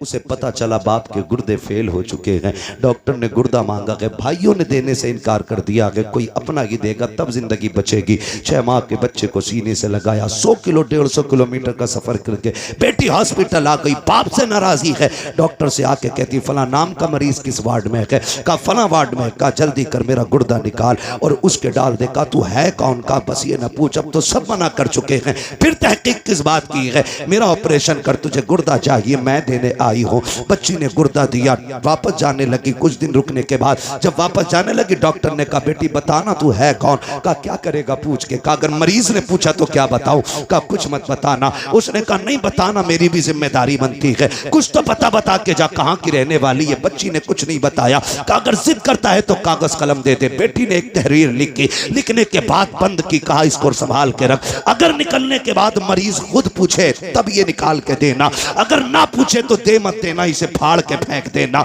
अल्लाह अकबर। इतना कह के बेटी तो चली जाती है। कुछ दिन के बाद जब उसकी छुट्टी होने वाली है, पूरा खानदान आ गया, चारों बेटे आ गए, क्योंकि अकाउंट में बैलेंस बाकी था। उन्होंने सोचा मरते मरते अब्बा को राजी कर लो, लेकिन बाप बाप होता है, जब बाप की अना पे आ जाती है तो मर जाता है, लेकिन औलाद के आगे झुका नहीं करता है। बाप को यही एटीट्यूड, यही काफी है कि वो तेरा बाप है। खुदा की कसम, जब बेटे दरवाजे पे आके खड़े हुए हैं, सबने कहा था मिलना चाहते हैं, कहा मुझे किसी से नहीं मिलना है। जो लोग खिदमत थे, कहा पहले वहां लेके चलो, मैं डॉक्टर का शुक्रिया अदा करना चाहता हूं। डॉक्टर के पास बाप गया, कहा यार तेरा एहसान है, मेरे अपनों ने तो ठुकरा दिया था, तूने जिंदगी बचाई है। डॉक्टर ने कहा मेरा शुक्रिया अदा न कर, शुक्रिया अदा करना है तो उस बच्चे का शुक्रिया अदा कर जो तुझे गुर्दा दे के तेरी जिंदगी बचा के गई है। जैसे इतना सुना बेकरार हो गया। कहा कौन थी वो बच्ची? का नाम नहीं बताया। कहा कहां की रहने वाली थी? का कुछ नहीं कहा। कहा अब कहां तलाश करूं? का मैं क्या बताऊं? का कोई तो रास्ता होगा। उसने कहा याद आया, जाते जाते एक तहरीर दे करके गई थी। उसने अपने केबिन में जाकर के डेस्क से वो कागज निकाला, ला के दे दिया। का जाते जाते उसने ये दिया था। जैसी उसने उसको खोल करके पढ़ा है, अभी पहली लाइन पढ़ी है, चीख निकल जाती है, जमीन पर बैठ जाता है। डॉक्टर ने कहा यार बता तो सही, इस तहरीर में ऐसा क्या लिखा है कि तू खुद को ना संभाल सका? उसने कहा डॉक्टर मैं वो कमनसीब बाप हूं जो 10 साल से अपनी बेटी के दरवाजे नहीं गया था। ये जो खत है मेरी उसी बेटी का खत है। का इसमें लिखा क्या है? बच्ची का खत पढ़ के तो सुना। उसमें लिखा था अब्बा जी तेरी बेबस और मजबूर बेटी का सलाम, तेरी बारगाह में कबूल हो। अब्बा मैं वो कमनसीब बेटी हूँ, 10 साल से तू जिसके दरवाजे पे नहीं आया। अब्बा मुझे ये नहीं पता मेरी खता क्या है, मेरा कसूर क्या है, मैंने तेरा बिगाड़ा क्या था। अब्बा जी तुझे क्या बताऊं, 10 सालों में जितनी ईदें आई हैं, दुनिया चांद देखने के लिए छत पे चढ़ती है, लेकिन मैं अपना चांद देखने के लिए दरवाजे पे आती हूँ। अब्बा जब चांद नजर आता है लोग मुबारकबादियां देते हैं, मेरे बच्चे भी आके कहते माँ सब ने तो कपड़े पहन लिए हैं, तुम कब बहनों की तो मैं कह देती हूँ, ए बेटे जब तुम्हारा चांद दिख गया, तुम्हारी ईद हो गई है, अभी मेरा चांद नजर नहीं आया है, जब मेरा चांद नजर आएगा तब मेरी ईद होगी। अपने बच्चों से ये कह दिया करती हूँ, अब्बा 10 साल हो गए तू पलट करके नहीं आया, ए मेरे बाप तूने 4 मीलें बेटों के नाम कर दी, जायदाद में मुझे फूटी कोड़ी नहीं थी, अब्बा मैं तुझसे नाराज नहीं हूँ, मुझे तेरी नाराजगी की वजह तो नहीं मालूम है, लेकिन मेरे बाप मैं तुझे गुर्दा देने आ गई हूँ, नाराज ना होना अब्बा, मैं तुझे तकलीफ देना नहीं चाहती, ये जो गुर्दा दे रखी हूँ ये तुझ पे एहसान नहीं किया है मैंने, ए मेरे बाप तूने 18 साल सीने से लगा के पाल लिया था, तो अगर जायदाद न दी तो क्या हुआ, 18 साल रोटी तो खिला दी थी, 18 साल बेटी कह के आवाज तो दिया था, 18 साल तूने सीने से लगा के रखा था, ये तेरा एहसान इतना बड़ा है, अगर इसी के बदले में जान भी मांगेगा अब्बा तेरी बेटी हंसते हंसते जान दे दूंगी। मेरे बाप मुझे पता चला तुझे गुर्दे की जरूरत है, बेटियों ने बेटों ने इनकार कर दिया है, अब्बा मैं तेरी बेटी ठहरी, मैं बर्दाश्त न कर सकी, मैं तुझे गुर्दा दे करके जा रही हूँ और एहसान नहीं किया है, इसकी कोई कीमत भी नहीं मांगती हूँ, अब्बा तेरी मर्जी है, ईद पे आना या मत आना, बेटी से मुलाकात करना या ना करना। उसने आखिरी जुमले लिखे थे, कहा अब्बा तेरी बेटी इतना चाहती है, अगर तुम मुझसे राजी हो गया है तो इतना कर देना, जब मेरे इंतकाल की खबर तुझे आ जाए तो बेटी के जनाजे में आकर के शामिल हो जाना, इसलिए कि अब्बा अगर तू जनाजे में नहीं होगा दुनिया कहेगी ये बदनसीब बेटी का जनाजा है, मेरी ख्वाहिश तो ये है कि मेरे जनाजे में सबसे पहले लगने वाला कांधा मेरे बाप का हो, ताकि दुनिया कहे ये बदनसीब का नहीं बल्कि खुशनसीब बेटी का जनाजा जा रहा। अल्लाह अकबर, ये बेटी होती है, कभी कभी बेटे वो नहीं कर पाते जो बेटियां कर जाती है, इन्हीं बेटियों को बचाने के लिए मेरा नबी आया, इन्हीं बेटियों को जिंदगी मेरे नबी ने दी है, इन बेटियों पे एहसान है मेरे नबी का। और मैं कहता हूं मेरी बहन मेरी बेटी, कभी तेरे सर से दुपट्टा उतरने लगे ना तो महबूब की गार के रोने वाली हालतों को याद कर लेना, कुछ भी याद न कर सके तो वो याद कर लेना, तू तो पैदा होते ही मार दी जाती। ये जो घर में तेरी खिलखिलाहट और तेरी मुस्कुराहट है, खुदा की कसम ये मेरे नबी के सदके में बची हुई है, मेरे हुजूर के सदके से बची हुई है। हुजूर ने कितनी इज्जत दे दी, तुझे बाप मार देता था माथे पे पसीना तक नहीं आता था, जिस दिन से मेरे नबी ने कहा मेरी बेटी मेरे जिगर का टुकड़ा है, जाओ 80 साल का बुढ़ा भी रक्षा चला रहा है उससे पूछना अब्बा ये उम्र लक्ष्य की तो नहीं है, वो कहेगा अल्लाह ने एक बेटी और दी है, घर में रह गई है, बस एक तमन्ना है उसके हाथ पीले कर दूं। खुदा की कसम आज 80 साल का बेटा मुस्कुरा के लोगों का बोझ खींच रहा है, उससे पूछ क्यों खींच रहा है, वो कहेगा मेरे नबी ने कहा है जिसने बेटी को इज्जत से रुखसत कर दिया उसकी जन्नत की जमानत मदीने वाला देके जा रहा। अल्लाह अकबर, ये इज्जत है मेरे महबूब के सदके में। लोगों हमें होश से काम लेने की जरूरत है, जिस नबी के सदके में हमें माँ मिली है, बेटी मिली है, बहन मिली है, बाप मिला है, रिश्तों की इज्जत मिली है, कदर मिली है, अपनों की पहचान मिली है, हमारे उस नबी को हमारे होते हुए कोई कुत्ता भौंक दे हो ही नहीं सकता, हो ही नहीं सकता है। हम तो कहते हैं हुकूमत वक्त को भी दो टोक फैसला करना चाहिए, जी जी जी, दो टोक फैसला करे हुकूमत वक्त, या तो ये कहे हम इसको कैद नहीं करेंगे या सजा नहीं देंगे, और अगर मुल्क में संविधान है, अदलिया नाम की कोई चीज है, तो सबसे पहले इस कुत्ते को उठा के फांसी के फंदे पे चढ़ाओ। बेशक बेशक, इसलिए कि मैं नहीं, पूरी दुनिया, और दुनिया का सबसे बड़ा पेज गूगल, जाके सर्च करो सबसे अच्छा इंसान कौन है, सबसे ऊपर लिखा जाता है, गूगल पे सर्च करोगे लिख के आता दुनिया के सबसे अच्छे इंसान को मोहम्मदुर रसूलुल्लाह कहा जाता है। सुभान अल्लाह माशाअल्लाह। बस मजबूर ना करें किसी को रोड पे निकलने के लिए, मजबूर ना करें किसी को रोड पे उतर करके गुस्सा दिखाने के लिए। अगर तुम्हारे हाथ में इख्तियार है तो फिर इंसाफ करो, और इंसाफ यह है कि इस कुत्ते को उठा के फांसी तक पहुंचाओ।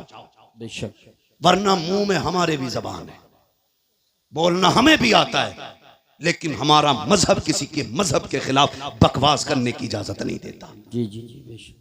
गूंगे नहीं है, सच ये कह के जिन पत्थरों को हमने सिखाई थी गुफ्तगू, जब बोलने लगे तो हम ही पे बरस पड़े। जी जी, सही बात।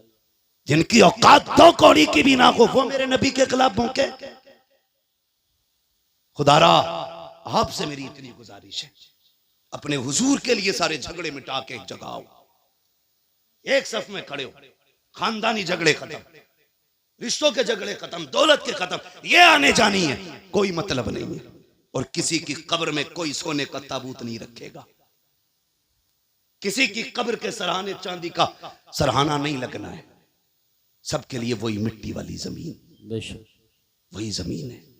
फर्क सिर्फ इतना है, जो हुजूर के लिए जिएगा उसकी कब्र जन्नत बनाई जाएगी, और जो हुजूर से बिछड़ के जिंदगी जिएगा उसकी कब्र अंधेरे का गड्ढा बनाया जाएगा। बेशक तुम्हारे हाथ में है कब्र अंधेरी रखनी है कि रोशन रखनी है। मशवरे के तौर पे मैं ये कह के जाऊंगा, ज़मीन मैली नहीं होती, ज़मन मैला नहीं होता, मोहम्मद के गुलामों का कफन मैला नहीं होता। हुजूर से गुलामी का सच्चा वादा करें, एक ही सफ में खड़े हो जाएं, फुरूई इख्तलाफात से निकल आएं, अपने असल मुद्दे पे नज़र रखें। हमारा सब कुछ हमारा नबी है। मैं तो खुदा की कसम खा के कहता हूँ, जो उनकी इज्जत पे आँच आई, हम अपनी इज्जत का क्या करेंगे भाई? जब उनकी इज्जत महफूज नहीं तो हमारी इज्जतों का होना क्या है? हमारी तो इज्जत भी हुजूर की चौखट से है, हमारा सब कुछ हुजूर से है। नौजवानों, अपने महबूब के लिए आवाज उठाना हमारा हक है। कानून हिंदुस्तान का संविधान हमें इजाजत देता है, हम अपने मामले के लिए शांति के साथ अपने हक के लिए आवाज उठा सकते हैं। और ये किसी के बाप का हक हुक्म नहीं कि हम गर्दन दबा के रह गए। हमारे मकान जले हम बर्दाश्त करते रहे, हवेलियां तोड़ी गई बर्दाश्त किया, हुजूर के खिलाफ कोई भौंके बर्दाश्त नहीं किया जाएगा। इसलिए कि सब कुछ हमारा हमारा नबी है, सब कुछ हमारा है। मेरे इमाम ने कहा था, जमीन व जमा, अल्लाह आपको सलामत रखे, दीन पे मजबूती से कायम रहे। दीन पे अदद फरमा रहे हैं कि मुर्तद होने का मामला बड़ी तेजी से है, तो उसके लिए मैं तो सबसे आसान काम समझता हूँ, निकाह जल्दी करो और आसान करो, जल्दी करो और आसान करो। देर इसलिए हो जाती है कि लल्ला पैरों पे नहीं खड़ा हुआ है, मुश्किल इसलिए है कि डिमांडें बढ़ रही हैं। पैरों पे खड़ा हो गया तो 20 लाख मांग रहे हैं, और अगर ये पैरों पे खड़े होने से पहले कर दें तो 20 लाख मांगने की फिर उसकी जरूरत भी नहीं होगी। शादी के बाद पैरों पे खड़ा हो तभी अच्छा है, वरना इस्लाम का मिजाज तो ये कि बच्चे जवान हो जाए ना तो उनका खर्च बाप के जिम्मे नहीं है। इस्लाम तो ये कहता 14 साल का हो जाए फौरन अलग कर दे कि कमाना ले जा अपने लिए। तो ये उम्रें जो बढ़ा लेते हैं ना, बहुत ज्यादा हो रही है ना निकाह में ताखीर, इसकी वजह से इर्तिदाद है। निकाह मुश्किल इसकी वजह से भी मुर्तद हो रहे। तीसरी वजह है बेगैरती, वो मेलों से लेके मज़ारों तक है। बुरा ना मानिएगा, मैं बरेलवी हूं और टनाटन सुन्नी हूं, इसलिए कि मैंने जिस बाप के आंगन में आंख खोली है ना, वो भी टनाटन सुन्नी है। हम कच्चे लोग नहीं है, पक्के लोग।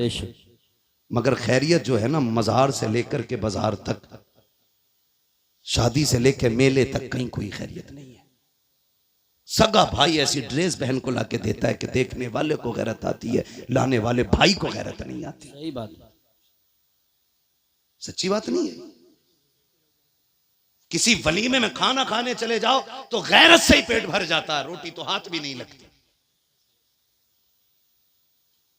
इसलिए कि अब तो वलीमों में वो तमाशे होटलों में किए कि वहीं पे बेगैरत भाई है और वहीं पे बेगैरत औरतें।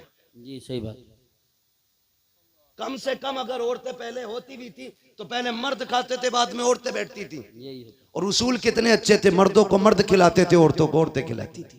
अब तो बेगैरती का जनाजा, गैरत का जनाजा इतना निकल गया है कि मर्दों को लड़कियां नाश्ता करा रही हैं और लड़कियों को लड़के नाश्ते करा रहे हैं।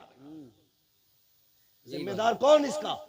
या तुम या मैं, बस हम ही तो जिम्मेदार हैं। मैं कहता हूं खुदारा, हम सब अपने घर में बेटियों के लिए पर्दे और हया को लाजिम कर दें, फिर किसी के घर की बहू बेगैरत नहीं हो सकती है। सुन रहे मेरी बात?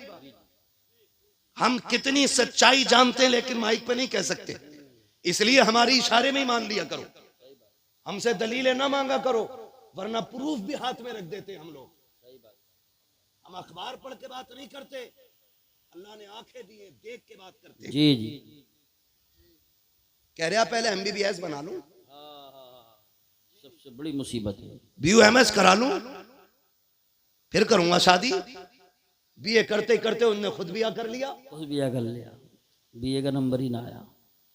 मैं तालीम का मुखालिफ नहीं, लेकिन एक सवाल तुमसे, तुमने मजारों के गुंबदों के लिए तो कई कई लाख के चंदे दिए, क्या एक चंदा बच्चियों के स्कूल के लिए किसी गैरत वाले ने इकट्ठा किया? बेशक हमारे मजारों पे जो कलश हैं वो सोने चांदी के हैं, और हमारी बेटियां पढ़ने के लिए गैरों के स्कूल में गैरों के रहम करम पर हैं। कौन बचा सकता है हमें? कोई नहीं। सही बात है, बेशक बेशक सही फरमा। अपनी थाली में छेद है, गैरों की जरूरत नहीं हमारे घर में झांक के देख ले। गलती तो हमने की है ना। ट्यूशन के नाम पे कितनी गुंडागर्दी हुई, ऑनलाइन के नाम पे कितनी बर्बादी हुई, क्या ये नहीं हुआ? जाओ, मैं गलत कह रहा हूं तो जाओ यूट्यूब पे जाके सर्च करो। हमारी बेटियों के साथ कितनी बदसलूकी हुई ट्यूशन के नाम पे। किसी को गैरत जागी? कह रहा 10 लाख दिए पीर का मजार बनवाने के लिए। कसम खा के कहता हूं, जा तू सोने का मजार बनवा दे पूरे पीर का, और तेरे 1 रुपए के खर्चे से किसी गरीब की बेटी को तालीम मिल सकती थी या उसकी इज्जत बच सकती थी, तो तेरे 10 लाख से ये 10 रुपए खर्च करना ज्यादा बेहतर है। बेशक। लेकिन हमने जिस तरह मजार सजाए, पीर साहब के घर बनाए, उतने मन से हमने स्कूल और कॉलेजेस नहीं बनाए। अपने होने चाहिए, ये हमारे अपने होने चाहिए। बेशक बेशक, सुभान अल्लाह, हमारे अपने होने चाहिए, वरना कौन ऐसा मुसलमान है इस इलाके में जो 1 लाख रुपए नहीं दे सकता स्कूल के लिए? बिल्कुल दे सकते, सब दे सकते हैं, लेकिन हम इतनी हमारी गैरत मर चुकी है, हम बेटे के निकाह में 1.5 लाख के पटाखे फोड़ सकते हैं, लेकिन 1 लाख देकर के बेटियों की इज्जतें नहीं बचा सकते। मैं आपसे गुजारिश करके जानना चाहता हूं, अब तक खूब चंदे आपने दिए या दो, तुम्हारी मर्जी है, लेकिन कम से कम एक चंदा ऐसा भी करो जिसमें हमारे स्कूल हमारी बच्चियों के लिए होने बहुत चाहिए। अच्छा पैगाम, उसमें पढ़ने वाली भी बेटी होनी चाहिए, पढ़ाने वाली भी बेटी होनी चाहिए। जी बेशक। अभी कुछ दिन पहले अपनी मुरादाबाद में क्या बच्चियों के नकाब नहीं उतरवाए गए? लेकिन हम तो मौज में रहे। मेरी तो बाईपास पे आ गई है, मेरी तो रोड पे आ गई है, मेरी तो 20 करोड़ की बिक रही है। याद रख, अगर इज्जत चली जाए तो 50 करोड़ से भी धक्का नहीं मिटता है, और बंदा भीख मांग के खाए, इज्जत बचा के खाए, खुदा की कसम अल्लाह उसकी इज्जतों में 4 चांद लगा दिया करता है। बेशक बेशक, सुभान अल्लाह। करेंगे इंशाल्लाह एक चंदा स्कूलों के लिए, अपने बनाओगे अपने स्कूल, वरना मैं आपको बताऊं, मैं थक गया था बच्चों के लिए स्कूल ढूंढता ढूंढता। मुझे अगर इतनी फुर्सत मिल जाती ना तो मैं तुमसे भीख मांग के स्कूल बनाता, लेकिन मुझे इतनी फुर्सत ही नहीं मिलती कि मैं घर पे भी रह सकूं। आपसे मैं कहूं इसकी कितनी अहम जरूरत है, समझ जाए, अल्लाह करे। आप बहुत स्कूल देखे हमने, मालूम है होता क्या, हमारे बच्चों को दूसरे धर्मों की तालीम दी जाती है बचपन से। जी जी, यही बात है, गलत नहीं कह रहा हूं। कान तब खड़े होते हैं जब हमारे बच्चे आके घरों में भजन गाते हैं। सही बात। ये क्यों का हमारी मैडम ने सिखाया है। हाँ, बिल्कुल सही फरमा, गलत नहीं कह रहा हूं। और हम यूं चादर ओढ़े सो रहे हैं। याद रखिएगा, बिल्ली की आंख बंद कर, कबूतर की आंख बंद कर लेने से बिल्ली का खतरा टल नहीं जाता है। तुम अगर ये सोचे बैठे हो मेरी तो एक ये संभाल लूंगा, तेरी एक नहीं है, ये जितनी कलमा पढ़ने वाली है सारी तेरी बेटी, बेशक यही बात, तेरी बेटियां हैं सारी। इसलिए सबके बारे में सोचना होगा।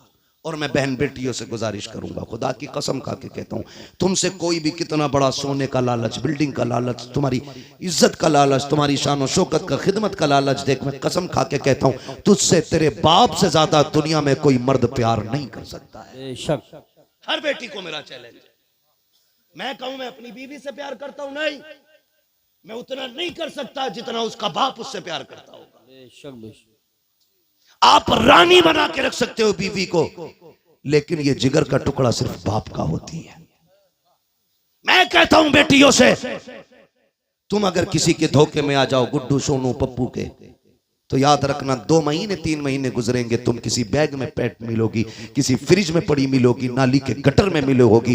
तुम्हें मालूम नहीं क्या क्या स्कीमें चल रही हैं। कितनी बच्चियों को ले जा करके बेला फुसला करके मुंबई में किडनियां बेच दी गई, लाशें लावारिस फेंक दी जाती हैं। प्यार का झांसा दे करके मुस्लिम बच्चियों को ले जाया जाता है, उनकी किडनी बेच करके पैसा कमा लिया जाता है, फेंक दिया जाता है लाश को। मैं तुमसे कहना चाहता हूं ये धोखे में मत आना। खुदा की कसम खा के कहता हूं, जो इज्जत तुम्हें इस्लाम ने दी है कोई धर्म नहीं दे सकता, जो मोहब्बत तुम्हें बाप ने दी है कोई मर्द तुम्हें नहीं दे सकता। बेशक बेशक। जाओ तहकीक कर ले। मेरी बेटी मेरी बहन, रब ने तेरे लिए जन्नत तैयार की है, और वो जन्नत जिसमें नहरें हैं, बागात है, इतनी खूबसूरत मौसम वाली जन्नत कि अगर उसका सुराख, जन्नत का सुराख दुनिया की तरफ सुई के नाके के बराबर खोल दिया जाए ना, तो पूरी दुनिया उसकी ठंडी हवा से महकने लग जाएगी। सुभान अल्लाह। इतनी खूबसूरत जन्नत तेरे लिए। लेकिन भाई असल में बुनियादी कमजोरियां होती हैं। जब हमारे बच्चों को बचपन ही से भजन पढ़ाए जाते हैं ना, तो ईमान में मजबूत नहीं रहते। सही बात। फिर वो एक्स मुस्लिम बनते हैं, वो फिर किसी धर्म को नहीं मानते। लोग कहते हैं उससे पलटा, उससे नहीं, गलती हमने की।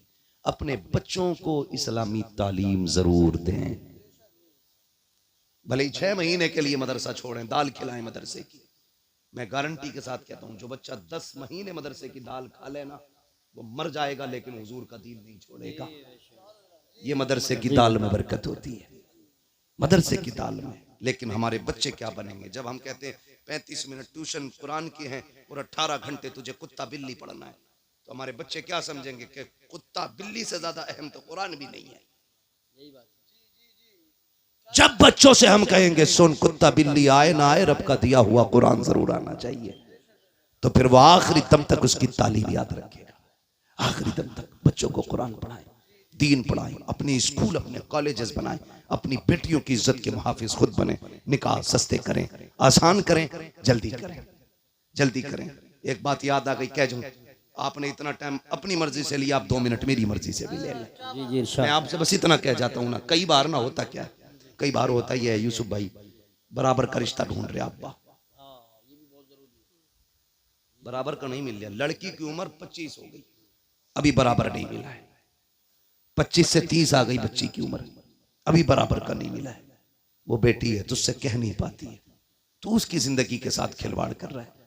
अल्लाह ने उस पे गैरत के पर्दे डाल रखे, वरना जो सितम करते हो ना बेटियों के साथ बराबरी के चक्कर में, उम्रें गुजार देते हो बेटियों की, इसका हिसाब बड़ा मुश्किल पड़ेगा, इसका हिसाब बड़ा मुश्किल पड़ेगा। का नहीं, दामाद ऐसा होना चाहिए कि लोग देखें फलां का दामाद आया। अभी नहीं देखेंगे, अलबत्ता मरेगा ना तो सब देखेंगे कि किस हाल में जा रहा है। दामाद ऐसा मत देख कि लोग रास्ते खाली कर दें, दामाद ऐसा देख अगर मरे तो लोग बढ़ बढ़ के कंधा दें, बढ़ बढ़ के कंधा दें। ये असल इज्जत होती है, क्योंकि खुदा की कसम लहद में इश्क़ रुखे शह का दाग लेके चले, अंधेरी रात सुनी थी चराग लेके चले, तेरे गुलामों का नक्शे कदम है राह खुदा, वो क्या भटक सके जो ये सुराग लेके चले। इसलिए आपसे गुजारिश है, बराबरी के चक्कर में बच्चियों की उम्र जाया ना करें। अगर आप सिर्फ इस पे कंट्रोल कर लें, वक्त पे बच्ची और बच्चियों की शादियां करने लगे, तो बहुत सारी बुराइयों का दरवाजा बंद हो जाएगा। करेंगे इंशाअल्लाह। लक़द कान लकुम फी रसूलिल्लाहि उस्वतुन हसना, मेरे महबूब की जिंदगी आपके लिए बेहतरीन नमूना है। बेटियां पर्दे को लाजिम कर दें, मर्द हया को लाजिम कर दें। शादी ब्याह में बच्चियां ले जाना जरूरी नहीं है, जो काम मर्दों के करने के वो मर्द करें, जो बेटियों के करने वो बेटियां करें। बारातों का इस्तकबाल, जूस का गिलास, दूध का डब्बा बंद कर, ये कोई लुल्ल लंगड़ा नहीं आया है जो इसे तू खिलाएगी तो खाएगा। अल्लाह का शुक्र है दौड़ दौड़ के निकाह कर रहा है, तो ये भाग के लूला लंगड़ा नहीं है कि अपने हाथ से पिला रही है। गैरत वाली बन। सुनो, जिन मर्दों का इस्तकबाल औरतें करती हैं वो मर्द नहीं, वो हिजड़े होते हैं, और जिन मर्दों का इस्तकबाल मर्द करें वो मर्द हुआ करते हैं, और जिन औरतों को मर्द खिलाते हैं वो गैरत वाली नहीं, बेगैरत होती हैं। उनकी गोद से हाफिज कारी सलाहुद्दीन नहीं आते हैं, डांसर पैदा होते हैं, शैतान पैदा होते हैं। बेटियां गैरत वाली होती हैं तो फिर औलाद भी इज्जत वाली पैदा हुआ करती है। बेशक बेशक, सुभान अल्लाह। करेंगे इंशाअल्लाह, ऐसा इंशाअल्लाह वादा करें इंशाअल्लाह। नबी के दीन पर मजबूत रहिएगा, मजबूत रहिएगा, और ये कभी ना सोचिए हालात खराब हैं। इसे खराब नहीं कहते। इससे ज्यादा हालात तो तब खराब थे जब खाली 39 लोग ईमान लेके आए थे। जी जी बेशक। इससे ज्यादा खराब थे। इससे भी ज्यादा खराब तब थे जब 313 बदर में उतरे थे। हमें हालात से न डराना, हम मौत की आंखों में आंखें डाल के बात कर सकते हैं, इसलिए कि हम जानते हैं हम यहां जीने के लिए नहीं, हम हुजूर के नाम पे मरने के लिए आए हैं। जिन्हें जिंदगी प्यारी है वो जिंदगियों में रहे। अल्लाह हमें हुजूर की गुलामी में रखे। उससे बेहतरी जिंदगी नहीं हो सकती जो हुजूर के नाम पे कुर्बान हो जाए, हुजूर के नाम पे कुर्बान हो जाए। सारी वादा करते हैं वफा करेंगे हुजूर से इंशाअल्लाह। इंशाअल्लाह वादा करें, सारे लोग करें वादा, जितने लोग करते हैं वफा करेंगे हुजूर से। हुजूर की वफा की पहली बुनियाद यह है हम आपसी इख्तिलाफात खत्म करेंगे इंशाअल्लाह। इंशाअल्लाह वादा करें इंशाअल्लाह, एक दूसरे को माफ करेंगे, इंशाअल्लाह। एक दूसरे से माफी मांगेंगे। अल्लाह ताला हमें हमारे वादे पे कायम रखे। लक़द कान लकुम फी रसूलिल्लाहि उस्वतुन हसना। मेरे महबूब की जिंदगी आपके लिए बेहतरीन नमूना है। हुजूर के तरीके पे जियो, ये भी कामयाब जिंदगी, वो भी कामयाब जिंदगी हो जाएगी। बस जो हुए गलत उनको माफ फरमाए रब्बे कायनात। जिंदगी ने दिया साथ, फिर होगी मुलाकात। चमन रहा, फूल खिलेंगे, जिंदगी रही, फिर मिलेंगे।